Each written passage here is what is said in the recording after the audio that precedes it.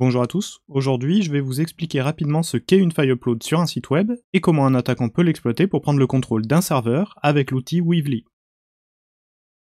Je tiens à préciser que cette vidéo est à but éducatif et que vous ne devez pas utiliser ces techniques sur des sites sans autorisation.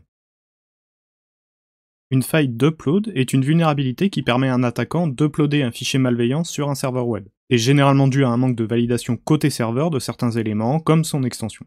Par exemple, ça peut se produire sur une fonctionnalité d'upload d'image sur un site web.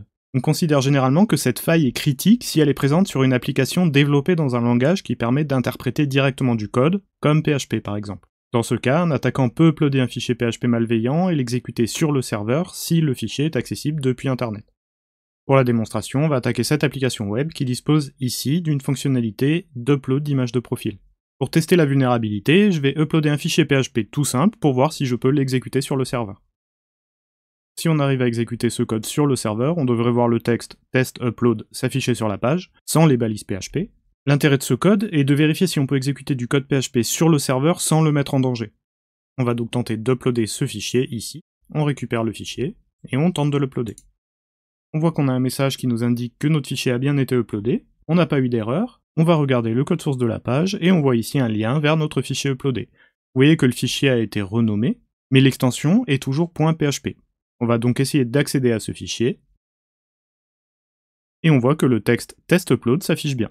On a donc réussi à exécuter du code PHP sur le serveur, ce qui est une faille de sécurité critique. Bien sûr ici c'est le cas le plus simple pour ce genre de faille, il n'y a aucune protection, on peut uploader n'importe quel fichier. Dans la réalité, il y a souvent des protections qui sont mises en place et qui peuvent rendre l'exploitation plus compliquée. On reviendra plus en détail sur l'exploitation des failles d'upload dans une prochaine vidéo, mais si vous voulez approfondir le sujet, je vous mettrai des liens en description. Il y a plein de façons d'exploiter une faille upload, mais aujourd'hui je vais vous montrer comment le faire avec Weavly. C'est un outil qui permet de créer un agent PHP qu'on va uploader sur le site web et qui va nous fournir un accès en ligne de commande au serveur. L'intérêt de Weavly, c'est qu'il est discret, léger et qu'il fournit en plus d'un shell plein de commandes qui vont nous être utiles pour l'exploitation, par exemple pour télécharger et uploader facilement des fichiers. Weavly va également nous permettre de choisir un mot de passe pour notre agence qui va nous permettre de le protéger contre les autres attaquants et ainsi de ne pas exposer notre serveur à d'autres attaquants. Je vais vous montrer comment l'installer en utilisant un environnement virtuel Python sur votre machine. On va donc commencer par créer un dossier sur notre machine, et on va créer l'environnement virtuel Python, et on va l'activer. Sous Windows, avec PowerShell, vous pouvez utiliser la commande suivante pour activer votre environnement virtuel. Maintenant que notre environnement est prêt, on va cloner le dépôt GitHub de Weavly, se rend dans le dossier du dépôt, et on peut ensuite utiliser cette commande pour installer les dépendances. Comme je le disais, la première étape va être de créer l'agent PHP Weavly qu'on va ensuite uploader sur le serveur. Pour ça, on va utiliser la commande suivante. On a d'abord la commande Weavly, puis l'argument generate qui permet de générer le fichier PHP. On spécifie ensuite le mot de passe qui va protéger notre agent, et on indique le chemin du fichier PHP qu'on veut générer sur notre machine. Vous voyez que le fichier a été généré, qu'il pèse seulement 692 octets. On va maintenant uploader ce fichier sur le serveur. Pour ça, on va simplement utiliser la fonction d'upload de l'application. On va sélectionner le fichier weavly.php et on va l'uploader.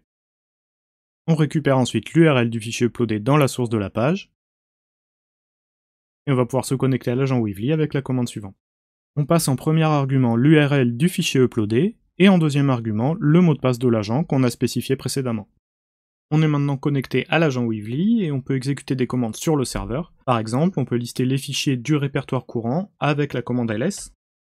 On a donc ici un shell sur le serveur. Par contre, ici, on n'est pas dans un vrai shell, comme si on était connecté en SSH par exemple, mais plutôt dans une sorte d'émulateur de terminal. C'est-à-dire que certaines commandes, comme celles qui demandent une interaction avec l'utilisateur, ne vont pas forcément fonctionner correctement. Si on veut récupérer un vrai shell sur la machine, il faudra pouvoir se connecter dessus en SSH, ou uploader des binaires, ou effectuer des attaques un petit peu plus complexes. Généralement, et sauf s'il y a une grosse erreur de configuration, on ne sera pas root sur le serveur, mais on aura plutôt les droits de l'utilisateur qui fait tourner le service web. Par exemple, sur un serveur Apache, on sera probablement l'utilisateur www-data. On peut le savoir simplement en exécutant les commandes whoami ou id. Ici, on voit qu'on est bien l'utilisateur www-data. On peut également, par exemple, lister les processus en cours pour notre utilisateur, et on voit bien ici qu'on est sur un serveur Apache. Le fait d'être avec cet utilisateur 3w-data signifie qu'on n'a pas le contrôle total du serveur, et qu'on ne pourra faire que ce que cet utilisateur peut faire. Généralement, ça reste suffisant pour exécuter des commandes sur le serveur, et pour récupérer des informations sensibles, comme des fichiers de configuration ou le contenu de la base de données. Comme je le disais tout à l'heure, Weavly offre de nombreuses commandes qui vont nous être utiles pour l'exploitation. Vous pouvez les lister en tapant la commande .help. Par exemple, on peut récupérer certaines informations sur le serveur avec la commande .systeminfo. Et on peut faire tout un tas de manipulations sur des fichiers, en télécharger, en uploader, en supprimer, compresser. Pour cette démonstration, je vais juste en utiliser quelques-unes, mais je vous laisserai regarder de votre côté si vous voulez en savoir un peu plus sur le sujet. Dans un premier temps, on va se balader un peu sur le code de notre application. On voit ici que Weavly nous a affiché l'utilisateur courant sur lequel on se trouve, le nom du serveur et le chemin du dossier dans lequel on se trouve. Donc ça c'est Weavly qui fait ça, hein, c'est pour imiter un vrai shell. Nous on voit qu'on est dans ce répertoire, on n'est donc pas à la racine de l'application. La racine de l'application est probablement /var/3w/c. On va donc aller dans ce répertoire, et ici, une nouvelle fois, on va lister le contenu du répertoire avec la commande ls-la. On voit que ça ressemble à une application Symfony et on voit qu'on a des fichiers de configuration comme le fichier .env et .env.local. On peut afficher le contenu d'un fichier tout simplement avec la commande cat, mais on peut aussi les télécharger sur notre machine avec la commande .filedownload. Le premier argument est le nom du fichier sur le serveur, le deuxième est le chemin du fichier sur notre machine, là où on veut sauvegarder le fichier. Le fichier a bien été téléchargé sur notre machine, on peut maintenant l'ouvrir avec un éditeur de texte pour voir son contenu. On voit dans ce fichier qu'on a des informations sensibles comme des identifiants de base de données, des identifiants mail et des clés d'API. On a notamment cette ligne qui contient ce qu'il faut pour se connecter à la base de données. Alors là, en l'occurrence, la base de données tourne en local sur la machine, donc elle n'est pas accessible de l'extérieur. On va essayer de récupérer le contenu de la base de données en effectuant un dump depuis notre shell Weavly. On pourrait utiliser l'option .sqldump pour récupérer le contenu de la base de données, mais c'est très dépendant du système, c'est très dépendant du type de base de données, et c'est pas extrêmement fiable. Donc ce qu'on va faire, c'est qu'on va simplement utiliser les commandes MySQL standard pour faire un dump de la base de données. Dans un premier temps, on va déjà vérifier que la commande MySQLDump est présente sur le serveur. C'est bien le cas, la commande est bien présente. Donc là, je vais effectuer le dump de la base de données, le stocker dans un fichier dans le répertoire temporaire du serveur. C'est un répertoire dans lequel je sais que je peux écrire, mais c'est pas un répertoire qui est exposé publiquement sur Internet. Donc ça veut dire que je vais pas exposer inutilement les données du serveur que je suis en train d'auditer. La commande a tourné.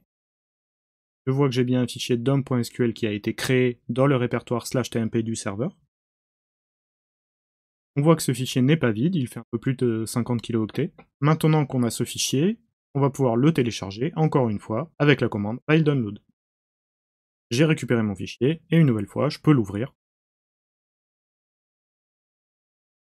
Et ici, je récupère bien le contenu du fichier MySQLDump. Là, on a bien récupéré les données de la base de données, en plus de sa structure. Et on a ici les différents champs, et ici les différentes entrées qu'il y avait dans la base de données. Pour aller plus loin, on pourrait par exemple récupérer tout le code source de l'application, on pourrait tenter d'élever nos privilèges sur le serveur, pour essayer de devenir root dessus par exemple, ou on pourrait essayer de trouver d'autres informations sensibles. Mais on reparlera de ça dans une prochaine vidéo.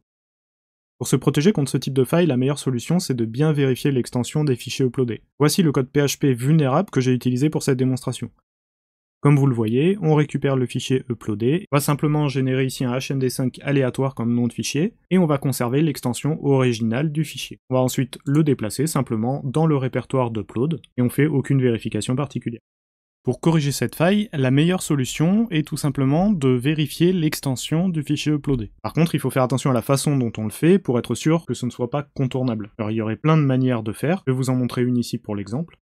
Ici, on s'appuie sur la fonction passinfo pour récupérer l'extension du fichier uploadé et on vérifie ensuite que cette extension est bien dans le tableau des extensions autorisées. En complément, ici on n'a pas ce problème parce qu'on ne conserve pas le nom original du fichier, mais quand c'est le cas, il est important de bien sécuriser ce nom de fichier en s'assurant qu'il ne contient aucun caractère spécial qui pourrait permettre à un attaquant de manipuler le chemin, comme des points ou des slash. Avec cette correction, si on essaie d'uploader un fichier PHP, on a une erreur qui nous indique que le fichier n'est pas autorisé. J'espère que cette vidéo vous a plu et que vous avez appris quelque chose. Si c'est le cas, n'hésitez pas à la liker et à vous abonner à la chaîne pour ne pas rater les prochaines vidéos.